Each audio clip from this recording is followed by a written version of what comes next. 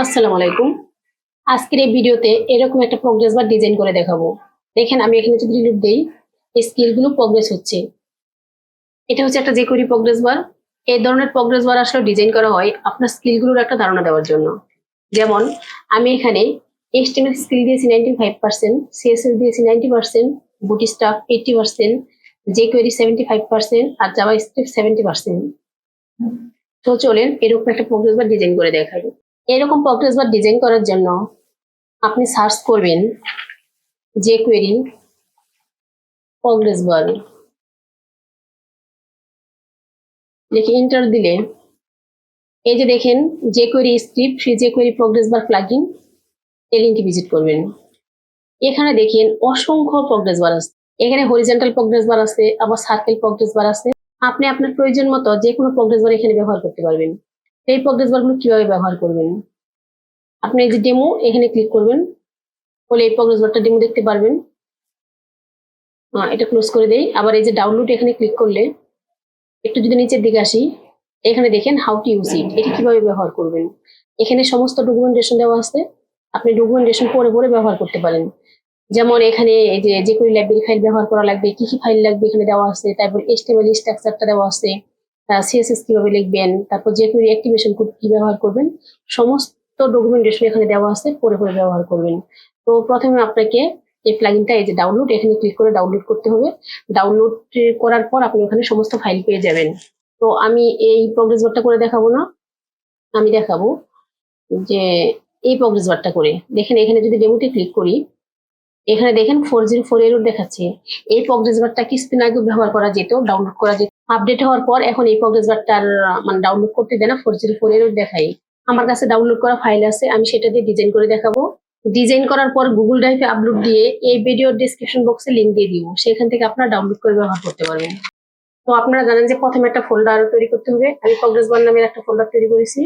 এর ভিতর একটা CSS ফোল্ডার নিয়ে যে প্রয়োজনীয় CSS ফাইলগুলো আছে সেই CSS ফাইলগুলো অ্যাড করে রেখেছি। এই যে jquery.rprogressbar.min.css এই ফাইলটা মাস্ট আমাদের লাগবে কাজ করতে হলে। আর জিএস একটা ফোল্ডার নিয়ে এই যে প্রয়োজনীয় জিএস ফাইলগুলো সেই ফাইলগুলো অ্যাড করে রেখেছি। আর index.html এই ফাইলটাকে মোজিলা ফায়ারফক্স ব্রাউজারে আমি এখানে এই যে ওপেন করে রেখেছি। এটা হচ্ছে এখন ব্ল্যাঙ্ক। তো আমি যদি কোড এডিটরটা ওপেন করি, দেখেন এখানে আমি খুব সুন্দর করে কমেন্ট করে রেখেছি আপনারা যাতে বুঝতে পারেন। এটা হচ্ছে প্রোগ্রেস বার CSS ফাইল। এই যে jquery.rprogressbar.min.css এই ফাইলটা আমাদের মাস্ট লাগবে। এই CSS ফাইলগুলো আপনারা জানেন যে উপরে লিঙ্ক করতে হয়, আমি উপরে লিঙ্ক করে রেখেছি। আর যে JS ফাইলগুলো সেগুলো নিচে লিঙ্ক করাতে হয়। এই যে নিচে এটা হচ্ছে jQuery লাইব্রেরি ফাইল, আর এটা হচ্ছে প্রোগ্রেস বার JS ফাইল। এই যে প্রোগ্রেস বারের জন্য তিনটা ফাইল, একটা হচ্ছে jquery.rprogressbar.min.js, আর একটা হচ্ছে jquery.weapons.min.js, আর একটা হচ্ছে active.js। এই তিনটা ফাইল এই প্রোগ্রেস বারটা করতে হলে মাস্ট লাগবে। এই ফাইলগুলো ছাড়া আপনি কাজ করতে পারবেন না। তাই আমি খুব সুন্দর করে কমেন্ট করে এগুলো লিঙ্ক করে রেখেছি যাতে আপনারা সহজে বুঝতে পারেন। তো এটা হচ্ছে লাইব্রেরি ফাইল। এই লাইব্রেরি ফাইলটা কিভাবে পাবেন, এই লাইব্রেরি ফাইলটা পাওয়ার জন্য আপনারা এখানে সার্চ করবেন jQuery all ভার্সন। এই যে jQuery all ভার্সন লিখে সার্চ করবেন। সার্চ করার পরে যে jQuery all ভার্সন এই লিংকে ভিজিট করবেন। করার পর এখানে দেখেন এগুলো সবগুলি হচ্ছে jQuery লাইব্রেরি ফাইল। আপনি এখান থেকে যে কোনো একটা ফাইল নিলেই প্লাগইনের কাজ করতে পারবেন। বাট আমি রিকমেন্ড করবো এই যে 1.12.4 এই ফাইলটা নিতে, কারণ এই ফাইলগুলো নিলেও কাজ করবে, বাট কোনো কোনো প্লাগইনের ক্ষেত্রে সমস্যা করে কাজ করে না।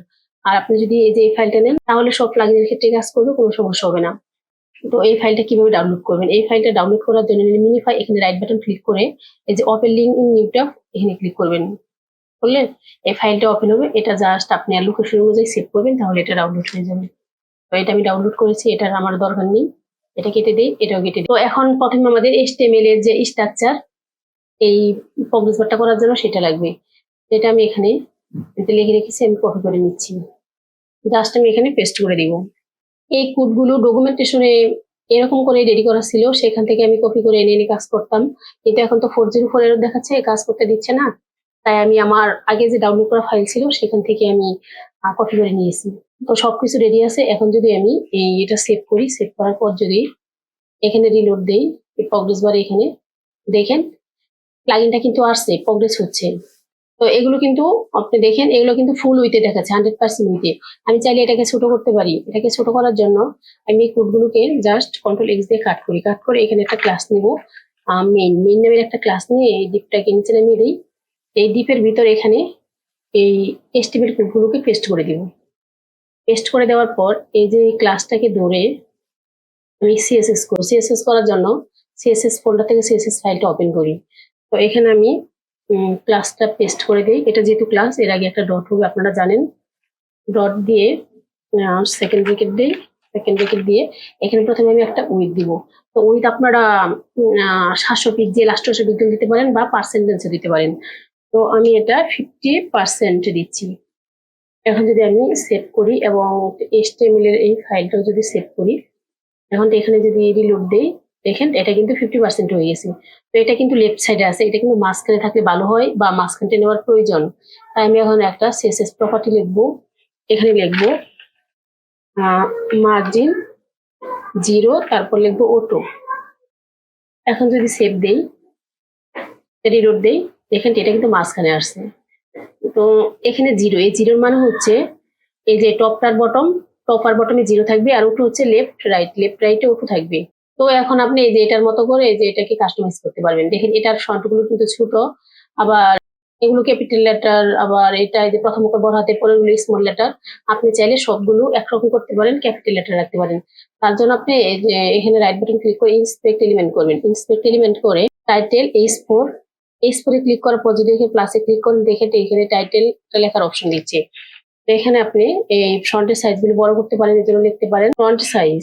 তো ফন্ট সাইজ আপনি সাপোজ 20 পিক্সেল দিতে পারেন। তারপর নিচে আপনি ফন্ট গুলো ক্যাপিটাল লেটার করে দিতে পারেন, এই জন্য একটা CSS প্রপার্টি লিখতে পারেন। ট্রান্সফর্ম টেক্সট ট্রান্সফর্ম দিতে পারেন আপার কেস, নিচে আপার কেস দিতে পারেন, যে সবকিছু আপার কেস হয়ে গেছে। তারপর আপনি যদি চান কালারও চেঞ্জ করতে পারেন, তো আমি এটা কালার চেঞ্জ করবো না। এখন আমি এটাকে এই যে কপি রুল করবো এবং আমার এডিটরে গিয়ে CSS ফাইলে এখানে জাস্ট পেস্ট করে দিব। তারপর যদি সেভ দেই, দেখেন টেক্সটের সাইজগুলো কিন্তু বড় হয়ে গেছে এবং সবগুলো এই যে HTML CSS PHP এই লেখাগুলো কিন্তু আপার কেস বড় হাতের অক্ষর হয়ে গেছে।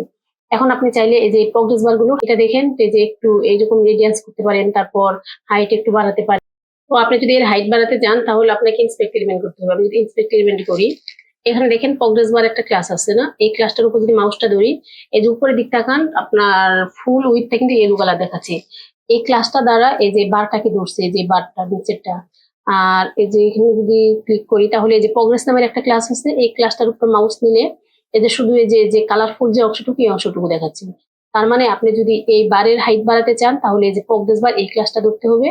আর যদি এই যে কালার অংশটুকুর হাইট বাড়াতে চান, তাহলে প্রগ্রেস এই ক্লাসটাকে ধরতে হবে। তো আমি প্রগ্রেস বার এই যে এই ক্লাসটাকে ধরবো। এই ক্লাসে এখানে ডাবল ক্লিক করে ক্লাসটাকে কপি করছি। কপি করে আমি এডিটরে যাই, CSS এখানে যেহেতু ক্লাস ডট দিতে হবে, ক্লাসটা পেস্ট করে দিই এবং সেকেন্ড ব্র্যাকেট দিয়ে আমি এখানে একটা হাইট দিব। তো আমি হাইট দিব 20 পিক্সেল এবং এর একটা ব্যাকগ্রাউন্ড দিব। আপনারা চাইলে ব্যাকগ্রাউন্ডটা চেঞ্জ করতে পারেন। ব্যাকগ্রাউন্ড দিব রেড। তো আমি যে দেখুন সেভ করি, রিলোড দেই, দেখেন এর হাইট কিন্তু বেড়ে 20 পিক্সেল হয়েছে, বাট ব্যাকগ্রাউন্ডটা চেঞ্জ হয়নি। ব্যাকগ্রাউন্ড চেঞ্জ করার জন্য এখানে আমাকে লিখতে হবে ইম্পর্টেন্ট। তো ইম্পর্টেন্ট লিখতে হলে একটা এক্সক্লেমেটরি সাইন লাগবে। আমার কিবোর্ডের এক্সক্লেমেটরি সাইনটা কাজ করে না, তো আমি একটা অল্টারনেটিভ কিবোর্ড ব্যবহার করব। এখানে যে এক্সক্লেমেটরি সাইনটা এটা দিলে যে ইম্পর্টেন্ট আসবে, এটা কেটে দিই। এখন যদি আমি Ctrl+S দিয়ে সেভ করি এবং রিলোড দেই, দেখেন ব্যাকগ্রাউন্ড কালারটা কিন্তু চেঞ্জ হয়েছে। তো আমার প্রগ্রেস বার, এই বারটার হাইট বেড়েছে, এখন কিন্তু আমার প্রগ্রেস এই যে কালারটার হাইটও কিন্তু বাড়াতে হবে।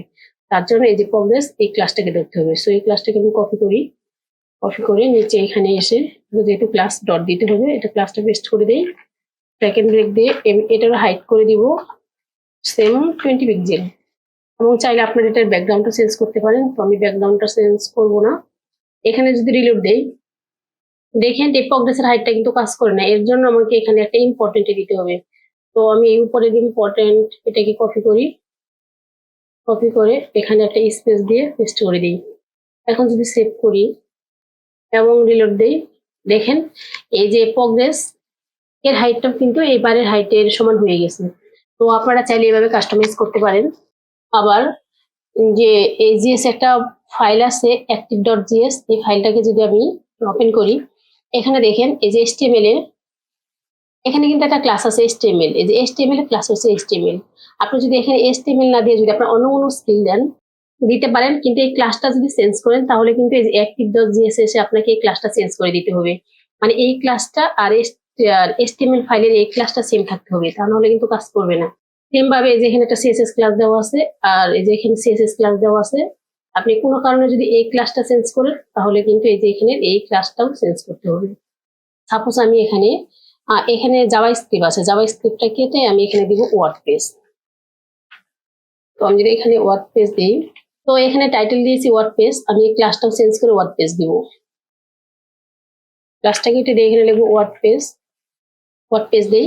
এই ক্লাসটা যেহেতু ওয়ার্ডপ্রেস, এই ক্লাসটার সাথে মিল করে এই যে active.js, এখানেও ক্লাসটা জাভা স্ক্রিপ্ট কেটে ওয়ার্ডপ্রেস দিতে হবে। ক্লাসটা দিয়ে দিচ্ছি। এখন যদি আমি কন্ট্রোল-S দিয়ে সেভ করি, এই HTML ফাইলটাও যদি সেভ করি এবং এখানে যদি রিলোড দিই, দেখেন তো এখানে কিন্তু জাভা স্ক্রিপ্ট ছিল, এটা চেঞ্জ হয়ে কিন্তু ওয়ার্ডপ্রেস হয়েছে। দেখেন এখানে যে পার্সেন্টেজ আছে যে HTML 80%, CSS 90%, আপনি চাইলে যে পার্সেন্টেজ গুলো এখান থেকে চেঞ্জ করে দিতে পারেন। যে HTML 95%, এখানে পার্সেন্ট দিতে হবে না। তারপর CSS 90%, PHP আপনি এটা কেটে 80% দিতে পারেন। তারপর jQuery এটা আপনি 85% দিতে পারেন। তারপর ওয়ার্ডপ্রেস আপনি সাপোজ 75% দিলেন। এখন যদি কন্ট্রোল-S দিয়ে সেভ করি এবং এখানে যদি রিলোড দেই, দেখেন এই পার্সেন্টেজ গুলো কিন্তু চেঞ্জ হয়ে গেছে। তো এভাবে আপনি আপনার ক্লায়েন্টের রিকোয়ারমেন্ট অনুযায়ী কাস্টমাইজ করতে পারেন। তো আমি আবারও বলছি, এই প্রগ্রেস বার এই ফাইলটা গুগল ড্রাইভে আপলোড দিয়ে এই ভিডিওর ডেসক্রিপশন বক্সে লিংক দিয়ে দিব, সেখান থেকে আপনারা ডাউনলোড করে ব্যবহার করতে পারবেন। সো এ ছিল আজকে ভিডিওর ওভারঅল বিষয়, আশা করি বুঝতে পেরেছেন। সবাই ভালো থাকবেন, সুস্থ থাকবেন, আল্লাহ হাফেজ।